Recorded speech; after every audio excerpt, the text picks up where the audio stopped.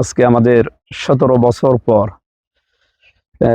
যে নির্বাচনের পরিবেশ ফিরে এসেছে। আমরা এতদিন নির্বাচনের পরিবেশে ছিলাম না, শুধু নামে নির্বাচন হয়েছিল।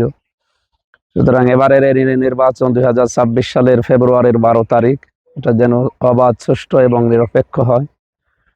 যে শহীদদের আত্মদানের মাধ্যমে, আত্মত্যাগের মাধ্যমে আমরা এই পরিবেশ ফিরে পেলাম। তাদেরকে আল্লাহ শাহাদতের সর্বোচ্চ মাকাম দান করেন।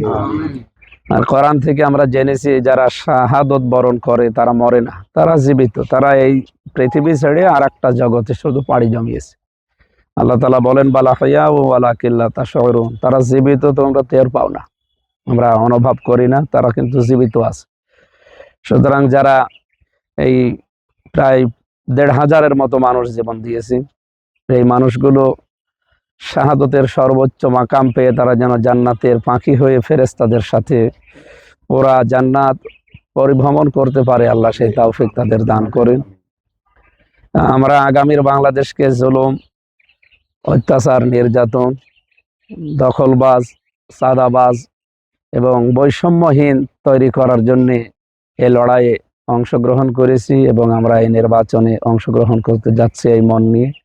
সবাইকে আহ্বান জানাচ্ছি, আসেন আমরা দেশকে জুলুম, নির্যাতন এবং অত্যাচার মুক্ত করার জন্য, দেশি বিদেশি ষড়যন্ত্র থেকে মুক্ত রাখার জন্য সবাই মিলে চেষ্টা করি। এই নির্বাচনকে একটা অর্থবহ নির্বাচন উপহার দেওয়ার চেষ্টা করি।